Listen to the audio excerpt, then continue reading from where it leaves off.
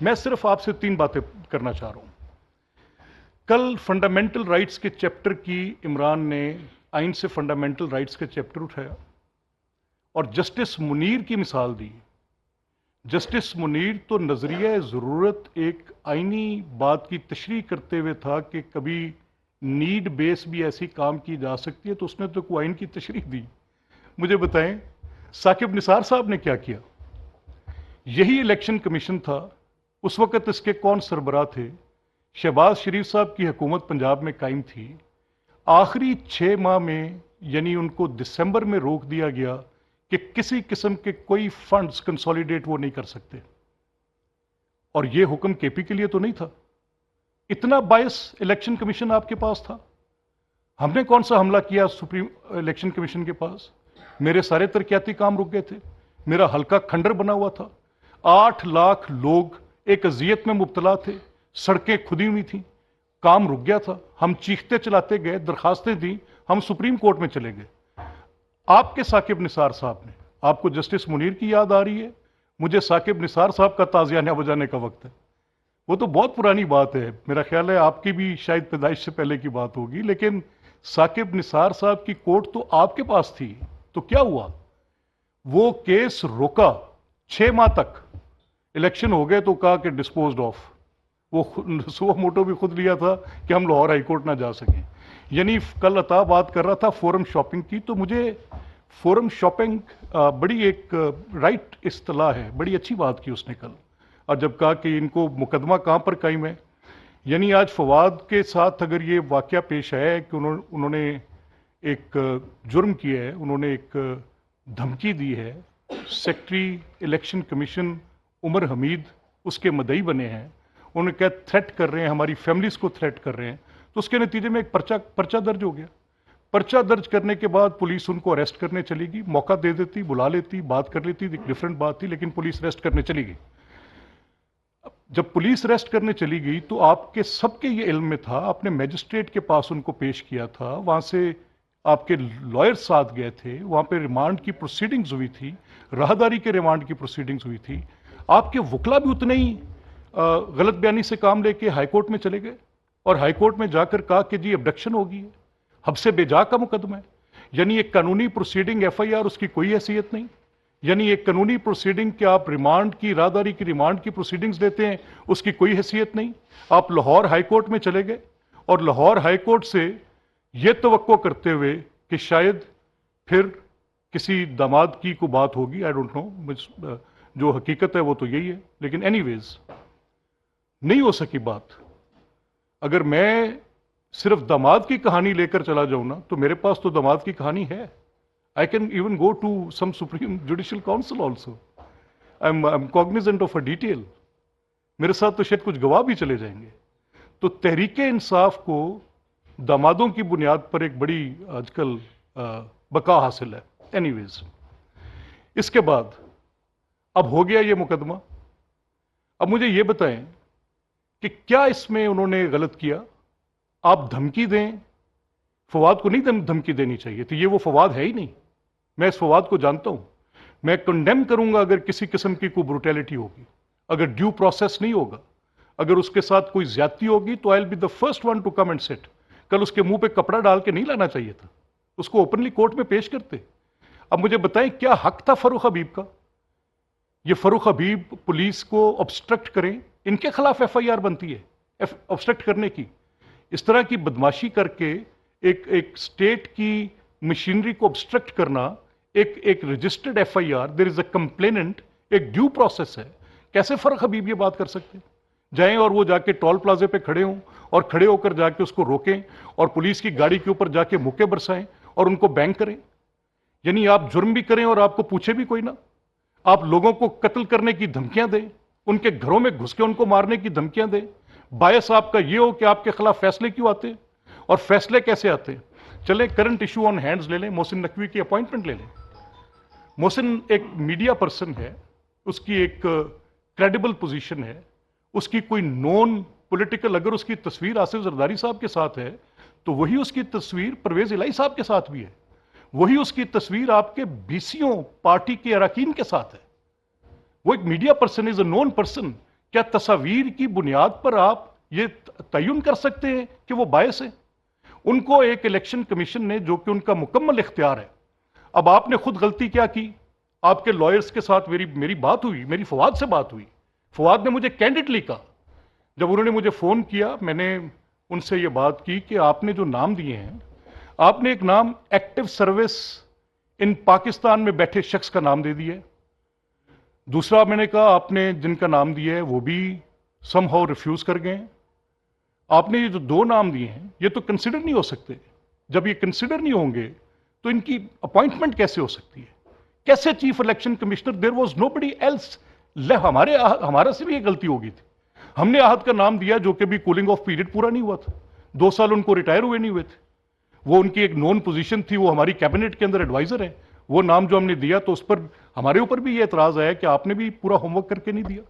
اب ان کے جو وہ نام تھے اس میں احمد نواز سکھیرا صاحب بڑے کریڈیبل آدمی ہیں، بڑے اچھے آدمی ہیں، کوئی شک نہیں ہے، میری ان سے ذاتی نیازمندی ہے، بڑے خاندانی آدمی ہیں، لیکن he is an active service of Pakistan, اور اگر ایکٹیو سروس آف پاکستان میں اگر وہ بیٹھے ہیں، ان کی عمران خان صاحب سے بھی بڑی اچھی تعلق داری ہے، کچھ ڈھکی چھپی بات نہیں ہے، انہوں نے 3-4 سال ان کے ساتھ بڑی امپورٹنٹ پوزیشنز پہ کام کیے، جب ہماری گورنمنٹ آئی we were in the last leg, وہ کیبنٹ سیکرٹری تھے، تو ان ریسپیکٹ آف دیٹ ہم نے کہا ٹھیک ہے کام کریں، لیکن ان کی appointment as care taker chief minister, تو یہ جب میں نے ان سے پوچھا فواد سے، میں نے کہا فواد یہ آپ نے کیسے آپ نے خیال کیا کہ ان کے اوپر کوئی ایلیجیبلٹی کا کرائٹیریا نہیں لگے گا؟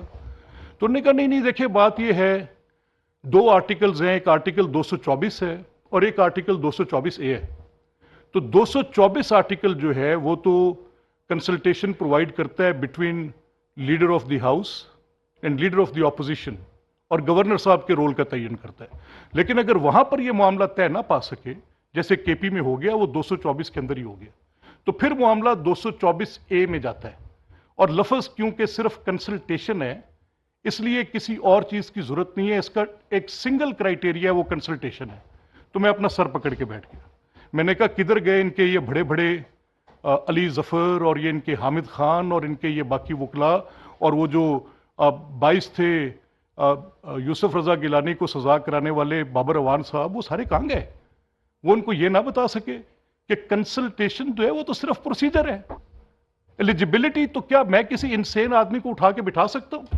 میں کیا کسی ایسے آدمی کو لا کے بٹھا سکتا ہوں جو ڈیفالٹر ہو؟ تو وہ کہاں سے آئیں گی باتیں؟ وہ بھی 62 کے اندر سے ایلیجیبلٹی کا کرائٹیریا آئے گا۔ میں آپ کو زیادہ قانونی بحث میں نہیں الجھانا چاہتا، لیکن سم ہاؤ ایک تعصب کی اینک کے ساتھ آپ نے یہ تماشا برپا کر دیا، آپ نے اس ملک کو اس کو اپنے کس کو نہیں پتا، کس کے حافظے میں نہیں ہے، آپ کس کی کریشن ہے؟ آپ کی کریشن 30 ممبر کی پارٹی تھی ٹوٹل آپ کی، پھر دنیا جہان سے بندے پکڑ کر اسی اسٹیبلشمنٹ نے آپ کو مسلط کر دیا، ہوگی آ کے بیٹھ گئے آپ، تب ہم چیختے رہے، میں بارہا، کیونکہ میں نے آپ سے کہا فواد سے ایک میری تعلق داری ہے، میں آج بڑے بوجھل دل کے ساتھ بیٹھا ہوں آ کے to sit and talk against ہم، میرا جس کے ساتھ ایک 30 سال کا تعلق ہے، ہماری پولیٹیکل ڈیوائیڈ جو بھی تھی، لیکن مجھے فواد سے یہ توقع کہ وہ چیف الیکشن کمشنر پر اس طرح کا بیان دیں گے، الیکشن کمیشن کے لوگوں کو دھمکی یہ لوگ دیں گے، تو پھر یہ جمہوریت والا بسترا بند کر دیں، یہ تو بدماشی کا بستر ہے، یہ تو ایک اور طرح کی جمہوریت ہے، یعنی آپ جرم بھی کریں وہ جمہوریت گردانے، آپ تھریٹ کرتے رہ جائیں لوگوں کو۔ اور مسئلہ کیا تھا؟ کل وہ یہ اب بیٹھ گئے آ کے، جی ٹھیک ہے اب گالی نکالیں، آپ نکالیں کہ یہ نیوٹرلز ہو گئے، جس کی پبلک پوسچرنگ اتنی ویزیبل ہو، جس کی پبلک پوسچرنگ اتنی ریفلیکٹیو ہو، جس کی پبلک پوسچرنگ میں یہ بات بڑی دو ٹوک ہو، نیوٹرل ہونے کا تانا کیا تھا؟ نیوٹرل ہونے کا تانا یہ تھا کہ جیسے میری حکومت بنوائی، جیسے قائم رکھی، اسی طرح سے مزید چلوائیں۔ یعنی دیکھیں یار یہ کوئی انتہا ہے، ویئر آر وی؟ پبلکلی ایک آدمی کہہ رہا ہے کہ آپ نیوٹرل کیوں ہو گئے، ان کا کہہ رہا ہے آپ جانور ہیں اگر آپ نیوٹرل ہیں تو، اگر وہ اپنے آئینی کردار کے اندر اپنے آپ کو شرنک کر رہے ہیں تو کیا یہ جرم کر رہے ہیں؟ اگر وہ سپریم کورٹ ثاقب نثار کی ہو تو قابل قبول ہے، اگر وہ بینچ تمہارے فیوریبل ہو جو تمہیں فیصلے دے۔ آپ مجھے بتائیں جب اسمبلی کی بحالی کا کیس آیا، اس حکومت سے جو سب سے بڑی غلطی ہوئی ہے ان کے اوپر آرٹیکل 6 نہ لگا کر، ان کے قاسم سوری پر آرٹیکل 6 لگتا تھا، ان کے عمران خان پر آرٹیکل 6 لگتا تھا، وہ جس نے بند سیل لفافے کے اندر اینویلوپ ایسے اسمبلی کے اندر لہرایا تھا نا کہ مجھے یہ مل گیا ہے اور یہ وہ چیز ہے جس کی بنیاد پر میں رولنگ دے رہا ہوں کہ اسمبلی کو توڑ رہا ہوں۔ اگر گورنر صاحب تاریخ نہیں دے رہے، یعنی ان کے اوپر پابندی نہیں تھی، آئین یہ کہتا ہے کہ اگر آپ تاریخ نہیں دیں گے یا آپ اسمبلی کی ڈیسولوشن کا نوٹیفکیشن نہیں کریں گے تو 48 گھنٹے کے اندر اسمبلی ٹوٹی ہوئی تصور کی جائے گی۔ گورنر صاحب نے اپنے تئیں یہ فیصلہ کیا کہ یہ وہ سمجھتے ہیں، میں گورنر صاحب کے خیالات سے واقف ہوں، گورنر صاحب یہ سمجھتے ہیں کہ یہ جو ایکٹ انہوں نے کیا ہے پرویز الہی صاحب نے، یہ انڈیپینڈنٹ مائنڈ کے ساتھ نہیں کیا۔ پرویز الہی نے یہ ایکٹ کیا ہے bound by influence of Imran Khan, اور عمران خان نے ڈیسولوشن کے لیے کوئی مناسب ریزن بھی نہیں دیے۔ یہ ایک فرد واحد کی چوائس نہیں ہوتی، یہ حالات اور واقعات کے ساتھ ہوتا ہے، یہ آپ کی اپنی سوٹیبلٹی کے ساتھ نہیں ہوتا۔ اسمبلی کی کافی اس معاملے میں سینکٹٹی ہوتی ہے۔ اب یہ گورنر صاحب کا خیال تھا کہ اگر یہ ٹوٹتی ہے تو ٹوٹ جائے، یہ 48 گھنٹے میں آئین میں لکھا ہوا ہے۔ آئین کی دو شکیں ہوتی ہیں، ایک شک ہوتی ہے جس کی کانسیکوینس ہوتی ہے اگر اس کے اوپر عمل نہ، اس کو کانسیکوینشل نیچر ہوتا ہے اس کا۔ جیسے یہ آرٹیکل ہے آئین کا کہ اگر اپنا چیف منسٹر ایڈوائز کریں گے کہ اسمبلی کو توڑ دیا جائے اور اگر وہ نہیں توڑیں گے تو کانسیکوینس میں 48 گھنٹے میں خود ٹوٹ جائے گی۔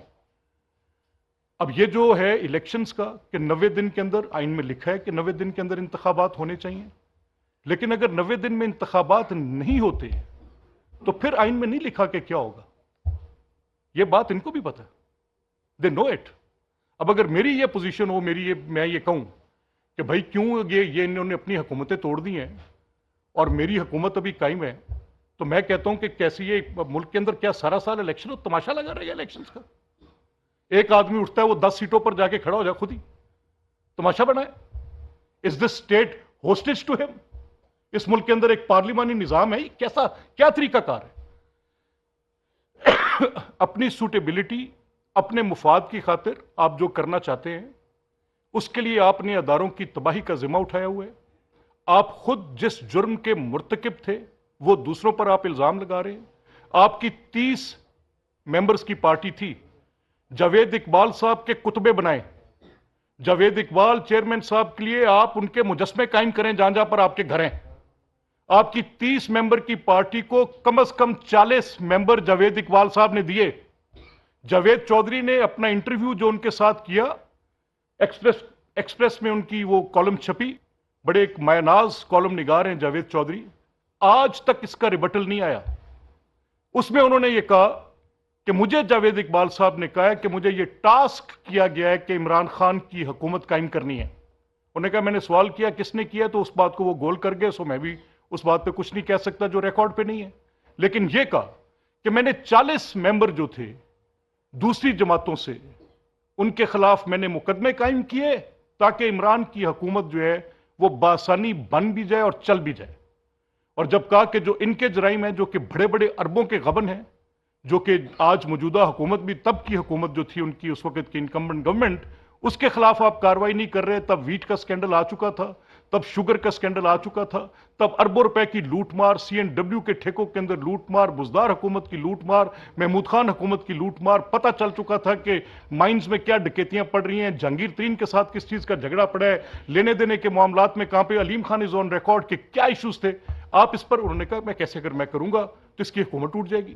میں صرف 2 آدمیوں کے پرچے دے سکتا تھا، نیب میں نے دیے، وہ دونوں جن کے مجھے عمران نے کہا کہ ان کے پرچے دے دو۔ ان میں ایک سبطین خان تھا جو آج سپیکر ہے، وہ بھی وزیر اعلیٰ بننے گیا تھا، اور ایک علیم خان تھے جو وزیر اعلیٰ بننے گئے تھے۔ اب یہ کچھ چھپی باتیں نہیں ہیں، دے آر پبلک۔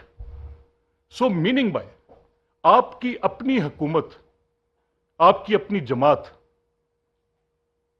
آپ کیسے بات کرتے ہیں؟ آپ نے مجھے یہ شک ہے، میں یہ پبلکلی کہہ رہا ہوں، and I own each and every word of mine.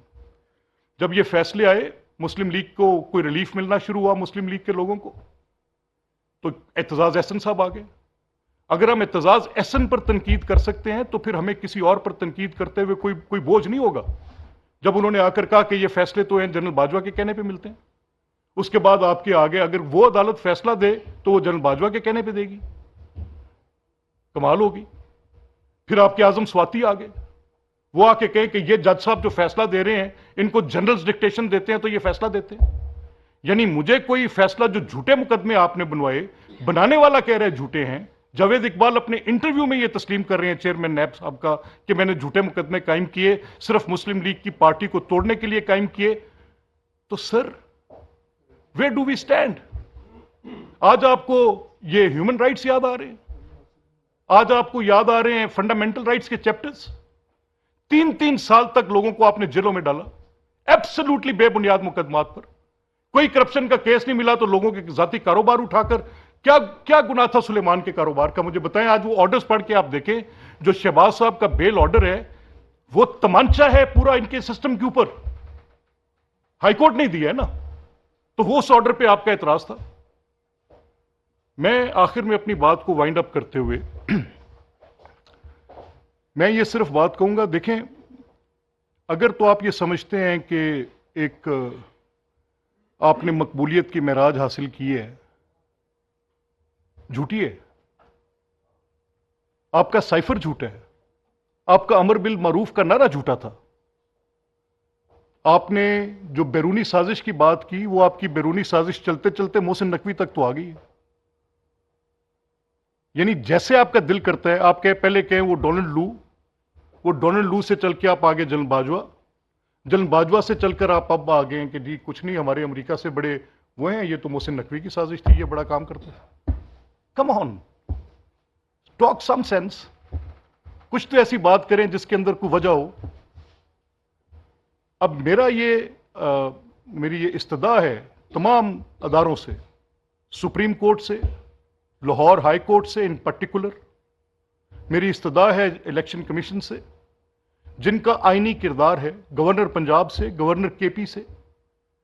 دیکھیں یہ ملک کسی کی ضد کے ساتھ اس ملک کا نظام متحمل نہیں ہو سکتا کہ ایک آپ نے پہلے سیٹل کیا, یہ طے کیا آپ نے کہ آپ نے پولیٹیکل پارٹیز جو آپ کی اوپوننٹ تھیں ان کے ساتھ 4 سال جو آپ نے سلسلہ روا رکھا, there has to be an end to it.